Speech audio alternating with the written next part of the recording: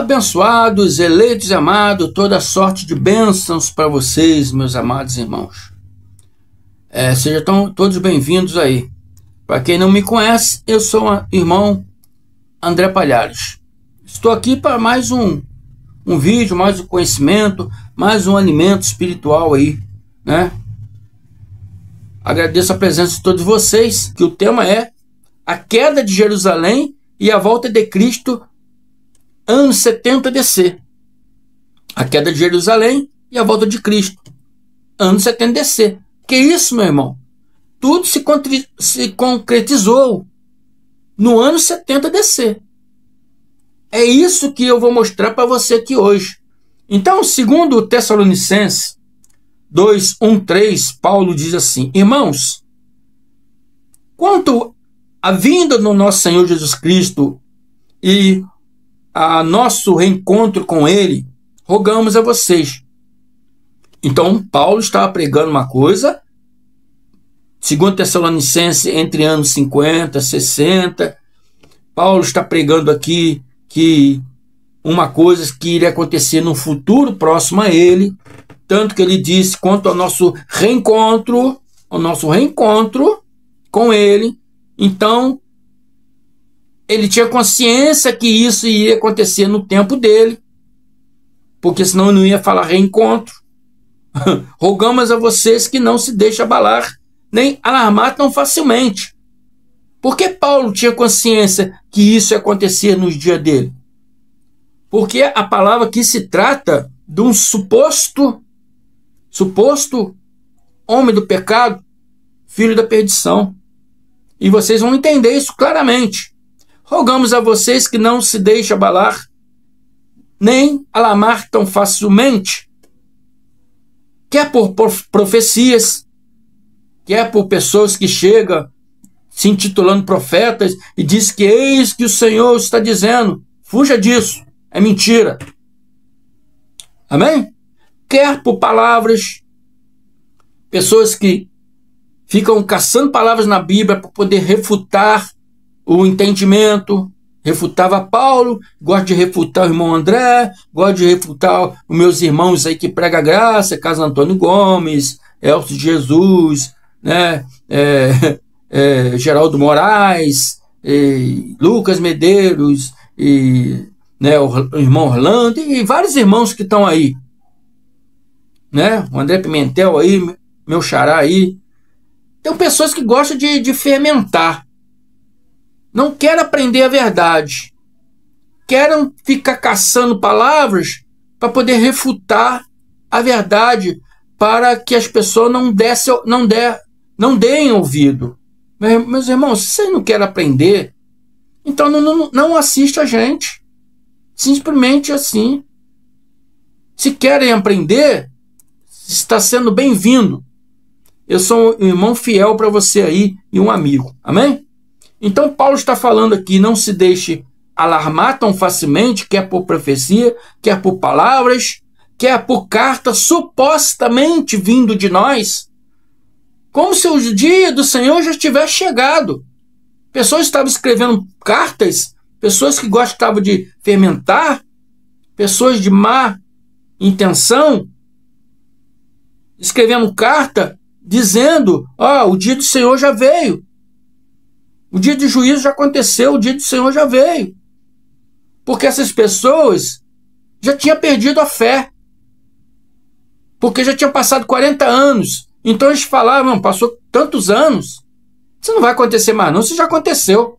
Esse Paulo aí está errado. Vamos escrever carta lá fingindo que é ele, para a gente fermentar, botar um fogo aí, né, na mente desses irmãos aí que seguem Paulo, para que eles, né, fujam fora disso aí, saiam fora disso aí, igual o irmão aí falou aí, um irmão pastor aí, né?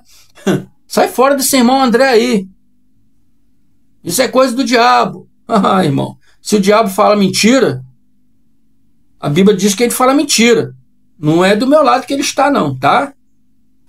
Então, eu não estou aqui para mentir para ninguém. Estou para dizer a verdade para aqueles que gostam da verdade. Aqueles que amam a verdade, vem comigo. Então Paulo está falando, não deixe que ninguém vos engane de modo algum, porque antes daquele dia virá apostasia. Virá apostasia aqui significa um sujeito. Virá um apóstata aí, que será revelado homem do pecado, e é um filho da perdição. Ele está se tratando aqui de um homem que viria, um apóstata, filho do pecado, porque ele viria contra, né, os judeus, contra as coisas do Deus de Israel, e filho da perdição, porque ele é filho da perdição. Aqui se trata de um romano, um príncipe romano chamado Tito, filho do imperador Vespasiano, filho de príncipe, filho de imperador é príncipe, né? Mas claro com isso só desenhando. O irmão falou, não, ele era imperador. Não, ele não foi imperador não, nessa época ele era príncipe. Ele foi imperador depois que o pai dele morreu. Ele foi imperador em 79 e também era irmão do Domiciano, que foi imperador na época de João, do Apocalipse. João sendo o mais velho e o último a morrer, né? Ele pegou todos esses imperadores aí. Então, irmão, Paulo aqui, né, está falando sobre um romano que viria aqui, um apóstata, um homem da perdição, um homem do pecado, que viria aqui contra eles, que viria aqui invadir a cidade de Jerusalém, que ia destruir a cidade, que ia destruir o templo. Amém? Filho da perdição, porque o pai dele foi que mandou ele fazer isso. E antes de Paulo falar essas coisas, os discípulos de Alcho, os discípulos de Jesus, também fizeram essa pergunta: quando acontecerão essas coisas, mestre? Está relatado aqui em Mateus 24, 3. Vamos ler aqui. Mateus 24, 3 diz: tendo Jesus se assentado no Monte das Oliveiras, os discípulos dirigiram-se a ele em particular e disseram, em particular, longe do povo comum, só os discípulos em particular, e lhe disseram: dize-nos, conte-nos, revele-nos, nos dê um sinal. Qual será o sinal? Então o irmão aí falou: não, Jesus ainda não veio não, porque Atos 1:11, eu acho que é isso aí, disse que todos verão ele vir assim como foi, e muitos ali viu ele subir, então a pessoa tinha que ver ele descer. Não é isso que está querendo dizer ele não, meu irmão. Ele deu sinais, ele deu vários sinais. Falei, esses sinais eu vou vir, quando vocês virem esses sinais acontecerem, porque ele deu bastante sinais, esse será o dia. Então por isso os discípulos perguntaram: qual será o sinal? Porque tinha vários sinais da vinda dele. Ninguém viu ele vir. Nem João, que foi o último, não viu. Paulo nessa época já tinha sido assassinado, Pedro, todo mundo. Tiago jogaram lá do alto do templo.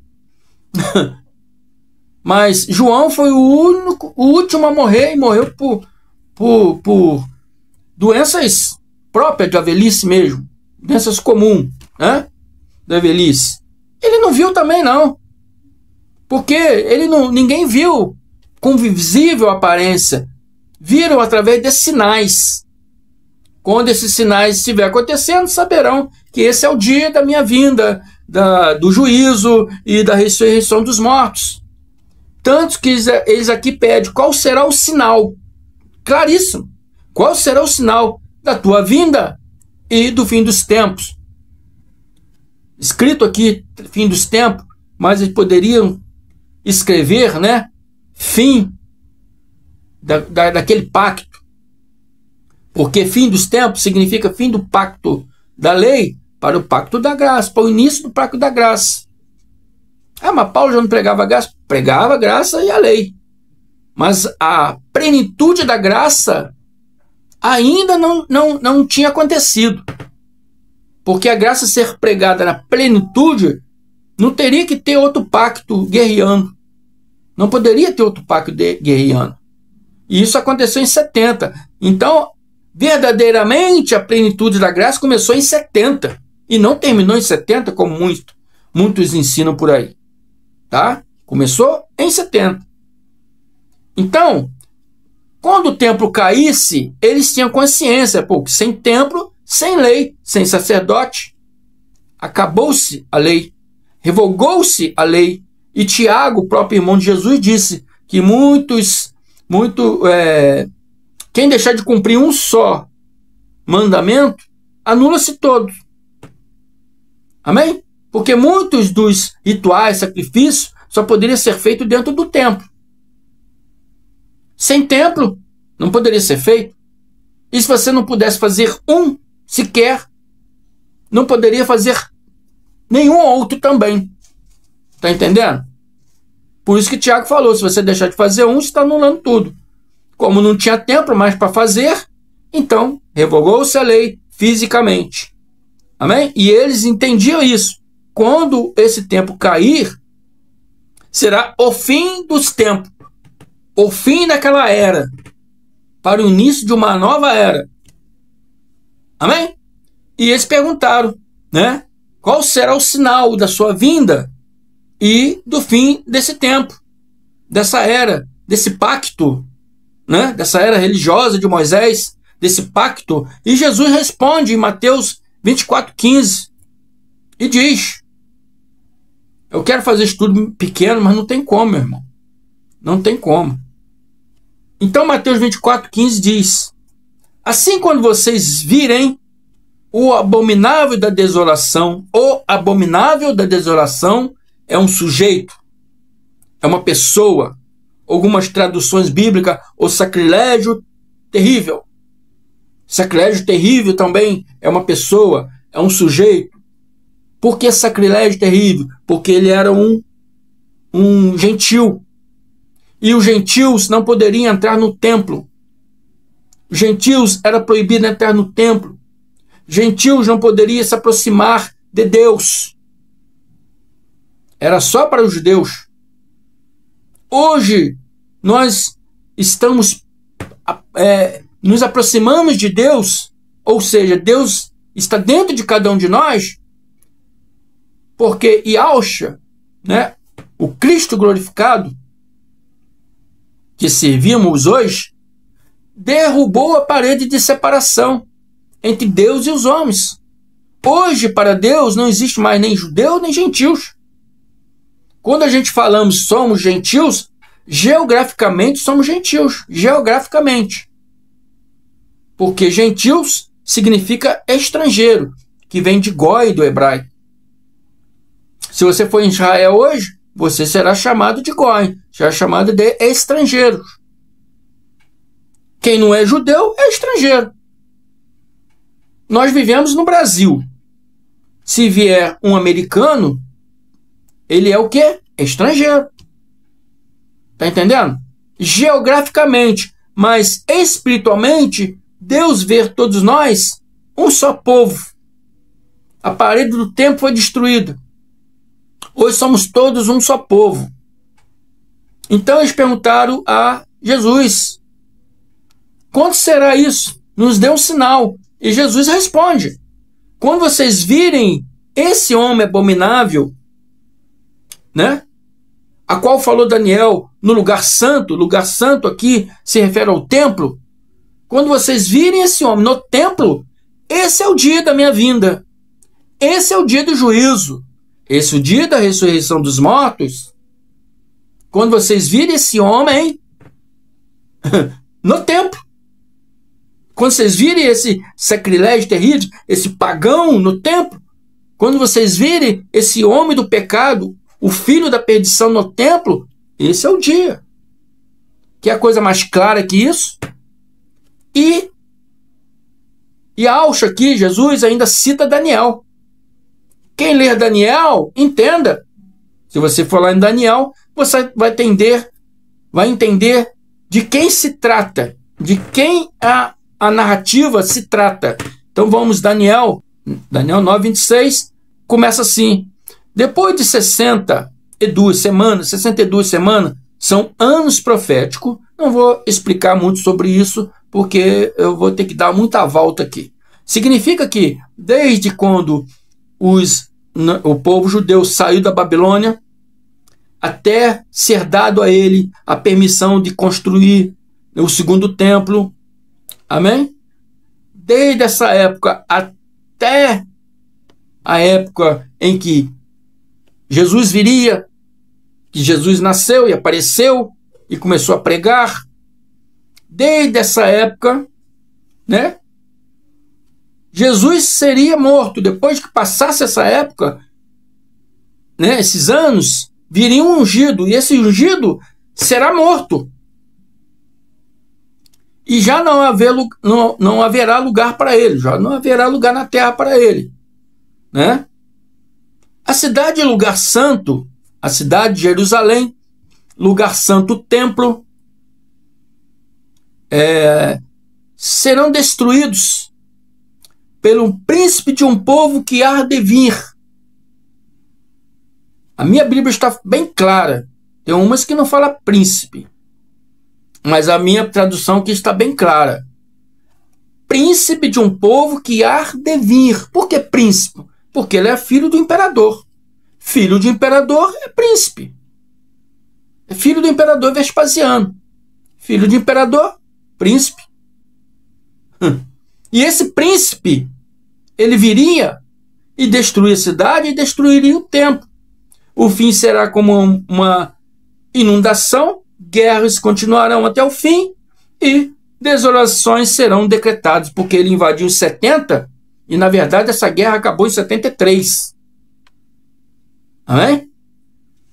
Muitos judeus foram mortos, muitos judeus foram perseguidos, muitos judeus foram levados como prisioneiro para ser vendido como escravos aos irmãos latinos, aos gregos, né? Os gregos eram irmãos dos latinos, irmãos dos romanos, né? Porque eles tinham negócios junto.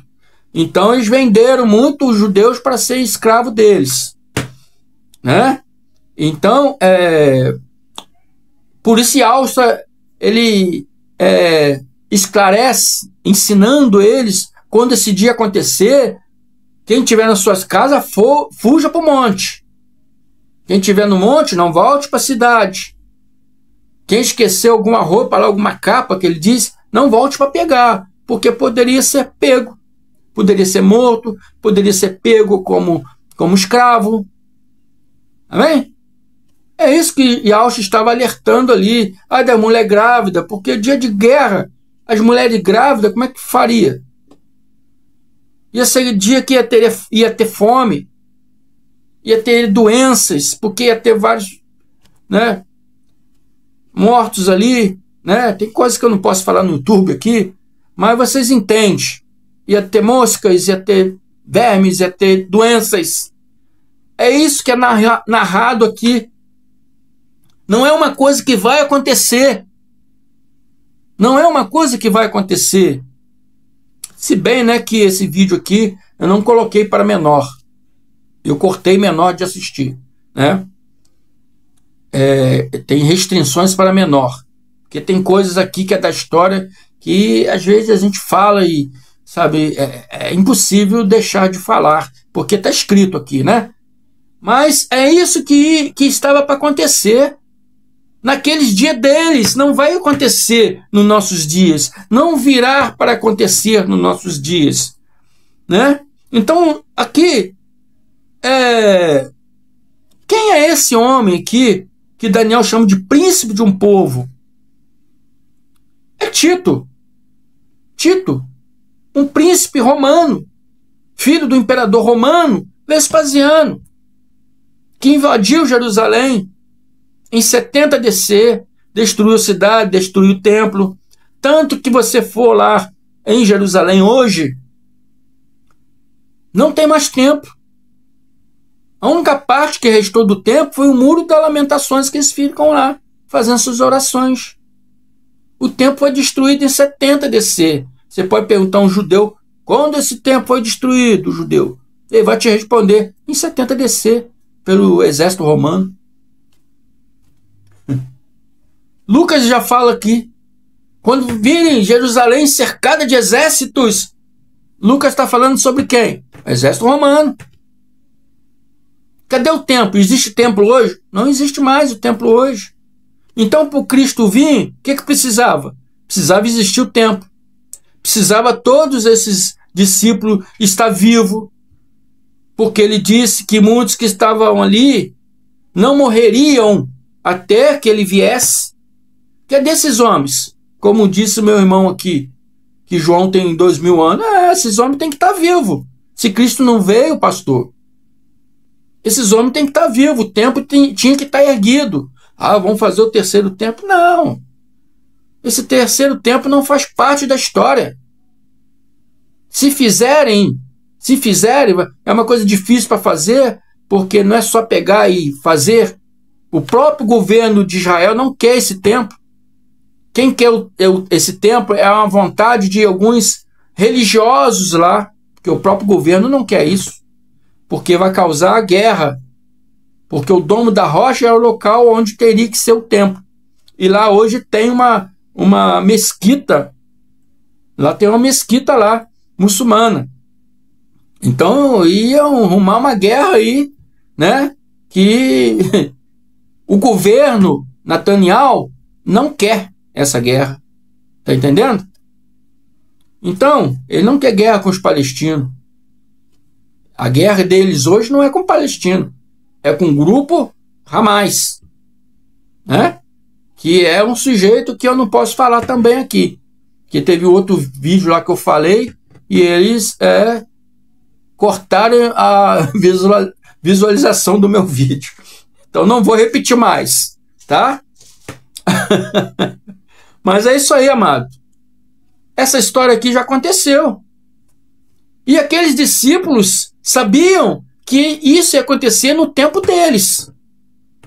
Uma coisa que os evangélicos não conseguem entender. Nem escrito aqui eles conseguem entender.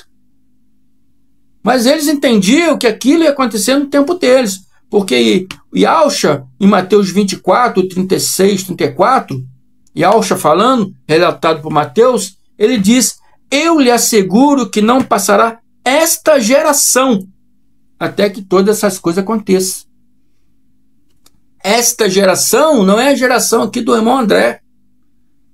Não é a geração do irmão André, do meu filho, dos meus netos, não. Esta geração se refere à geração do que eles viviam no primeiro século, onde aquelas pessoas viviam, onde Jesus e o Pedro, Paulo, João, Tiago, onde eles viviam. A geração que também atingiu Paulo, né? Timóteo, Barnabé, geração deles, a geração que eles viviam.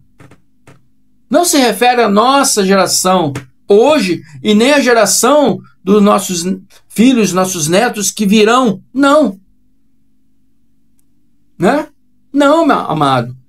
Eu lhe asseguro que não passará esta geração até que todas essas coisas aconteçam. Geração deles lá daquela época. O céu e a terra passarão, mas as minhas palavras jamais passarão. O céu e a terra passarão, quer dizer, passarão dias, passarão anos, mas a minha palavra, quis dizer Yahshua, vai se cumprir. Não passarão. Não passarão esses anos, esse céu, essa terra, significa anos e dias, não passarão sem que as minhas palavras sejam cumpridas. Tudo o que eu falei vai ser cumprido. Quanto ao dia e a hora, aí que os evangélicos vêm querer refutar a gente. Quanto ao dia e a hora, ninguém sabe, nem os anjos do céu, nem o Filho, senão somente o Pai. Aí eles viram para a gente e falam, Jesus está falando ali que os anjos não sabem, nem ele próprio sabe, somente o Pai sabe. Como vocês aí, preteristas, dizem saber? Porque vocês deturpam essa palavra, vocês fazem uma péssima hermenêutica nessa palavra. Quanto ao dia e a hora, significa, que dia será? Será hoje, dia 1º de abril? Ou será mês que vem? Que hora será? Será agora? às 17 horas? Ou será lá, né, às 18 horas? Vai atrapalhar a live do meu irmão Carlos Antônio Gomes se isso acontecer às 18 horas. Não, meu irmão. Ele está perguntando aqui quando será, que dia será e que hora será. Isso Jesus não poderia saber. Existia uma guerra ali entre judeus e romanos. Quando que os judeus iam se enfraquecer e quando que os romanos iam se fortalecer e conseguir entrar, eles não sabiam. Como Deus sabe todas as coisas, e alça Jesus diz, só Deus sabe. Vocês estão conseguindo compreender? Paulo estava anunciando coisas que viria no futuro dele. Ser futurista são pessoas que vivem agora o presente, mas crendo que as coisas do passado ainda irão acontecer no futuro próximo. Isso é ser futurista. E Paulo não estava agindo dessa forma. Eu fiz esse vídeo para que você possa entender, né? O que eu estou falando aqui é a verdade, é a pura verdade, que você pode buscar nos livros históricos, como a própria Bíblia está clara mostrando aqui, que se refere, né, a um príncipe romano que invadiu Jerusalém e que destruiu. Esse seria o dia da vinda de Cristo, seria o dia do juízo e dia da ressurreição dos mortos, que já aconteceu lá em 70 DC. A prova mais, né, visual que você pode crer é que hoje você foi em Jerusalém, não existe mais templo. Só existe o que restou do templo, o Muro das Lamentações. Então eu fico por aqui, declaro a mente de Cristo ativado em todos vocês, para que vocês possam entender e compreender espiritualmente, que encha o seu espírito de conhecimento, de sabedoria, segundo o Evangelho da graça de Deus. Amém? E venha sair aí da escuridão, do obscuramento de conhecimento, igual o sistema religioso ensina, para a luz da verdade do Cristo glorificado. Amém? Convido vocês aí, para que venham nos visitar. Amém? Então é isso aí. Não tem mais nada aqui para dizer. Graça e paz. Até a próxima. Muito obrigado.